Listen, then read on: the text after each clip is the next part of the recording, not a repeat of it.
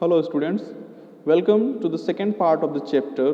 We are not afraid to die if we can all be together of our book Hornbill. Till now, we have studied that the narrator and his wife plan a voyage around the world just like famous Captain James Cook. They have been preparing and perfecting their seafaring skills for the past 16 years. They get a ship which is 23-meter long and weighs 30 tons wooden hull named Wave Walker. They tested it in the rough weather for months. In July 1976, they all started their journey from Plymouth, England. They sailed from Africa to Cape Town, which was quite a pleasant journey. Before heading east, the narrator hired two crewmen, Larry Wiggle and Hugh Sigler, to help them tackle on the roughest sea, the southern Indian Ocean. They encountered strong and alarming waves during the second day. By December 25th, they all managed to reach 3,500 kilometers east of Cape Town. The family somehow manages to surpass the bad weather and celebrated Christmas together. The weather changed for the worse, and on January 2nd, the big waves hit them. They tried to slow the ship down, down by dropping storm jeeps and hit a heavy mooring rope in the loop across his stern, but it doesn't help much. They carry their life raft drills, attached lifelines, done life jackets, and oil skins. Later in the evening, a vertical and huge wave strikes the ship, and the narrator is thrown off from the ship. He accepts his approaching death and starts losing consciousness. When the ship is about to overturn, a huge wave hits again and turns it right back. He suffers injuries in ribs and mouth. He grabs the guardrail and sails into the ship's main boom.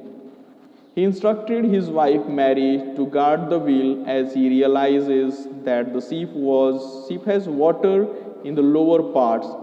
His crewman starts pumping out the water. The narrator goes to the children's cabin and checks on them. His daughter Sue informs him about a bump on her head, which he ignores because his major concern is to save the ship. The narrator does waterproofing on the gaping holes. This makes water to deviate on the right side.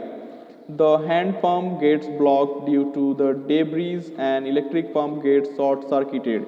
However, he later finds a spare electric pump and connects it to drain the water. They all keep pumping the water all night long. Their mayday calls are not answered as they were in the remote corner of the world. The water level was under control by the morning of January 3rd. So all of them took 2 hours rest in rotation. But there still was a leak somewhere below the waterline. Upon checking, the boat reef structure was badly broken down till the base of the ship. The whole section of the starboard was held together with a few cupboard partition. The ship's condition was so bad that it would not make it till Australia. The narrator checked the charts and calculated that there were two small islands a few kilometers to the east. One of them was Ile Amsterdam, which was a French scientific base. Their only hope was to search and reach that island, but only if the wind and the sea do not cause further damage, else their chances were slim. The wave had destroyed the ship's auxiliary engine. After 36 hours of continuous pumping, on January 4, the water was only a few centimeters left to be pumped out. But they still had to pump out the water which was coming in. They could not set sail on the main mast They hoisted the storm jeep and sailed towards the two small islands. They had their first meal in 2 days, some corned beef and cracker biscuit found by Mary. The rest period was short lived as black clouds built up around 4 pm. The wind was now 40 knots and the sea was getting higher. The weather got worse, and by the early morning of January 5th, the situation was bad. When the narrator went to comfort his children, his son asked him whether they are going to die. He tried to assure him that they would make it. His son replied that they were not afraid to die till they all are together. This filled the narrator with a determination to fight back. He made efforts to protect the weakened starboard side. He used an improvised sea anchor made of heavy nylon rope and the two 22-liter plastic barrels of kerosene. That same evening, the narrator and his wife sat holding hands and they believed that their end was near. The ship made it through the storm, and by the morning of January 6, the narrator tried to get a reading of the sextant. He worked with wind speeds, drifted and current, and calculated their position.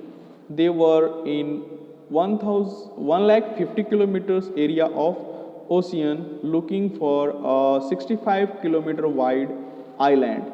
While the narrator was still thinking, his daughter Sue joined him and she was in pain. The left side of her head was swollen and her blackened eyes had narrowed down to slits. She gave him a card which she had made herself. On the front of the card was a cartoon image of her parents with words written about them being funny people and how they made her laugh. On the inside of the card, she told them how she loved them both and she thanked them. This made the narrator realize that they had to make it to the island. The narrator rechecked his calculation. They lost their main compass and were using the spare one, which was not corrected for magnetic variations. He estimated the influence of the westerly currents which flow through the Indian Ocean. Around 2 pm, he went on deck and asked Larry to steer the wheel to 185 degree. He felt if they were lucky, they would see the island by 5 pm. Then he went below and slept. He woke up around 6 pm and it was dark outside. He thought that they might have missed the island. He started worrying about how they would tackle the westerly wind more as the ship wasn't capable to sail more. His son came up and asked him for a hug. His daughter followed. He asked that why was he getting a hug? His son replied that he was the best daddy in the world and also called him the best captain. The narrator replied that he was afraid. She told him then that they had found the island which was as big as a battleship. The narrator rushed to the deck and gave him a sigh of relief. They could see the complete outline of Ile Amsterdam. There was a bleak piece of volcanic rock in front of them. It had a little vegetation. It was the most beautiful island in the world. They moored the ship at some distance from the shore, and the next morning, 28 inhabitants of the Amsterdam island helped them to move on the shore of the land. As he felt the land again on his feet, he thought of his crewman and his wife. He also thought of his 7-year-old daughter who was injured badly. She had to go through 6 minor operations to remove the blood clot in her head. His son, who never gave up and was not afraid to die. So here we come to the end of this story. Thank you.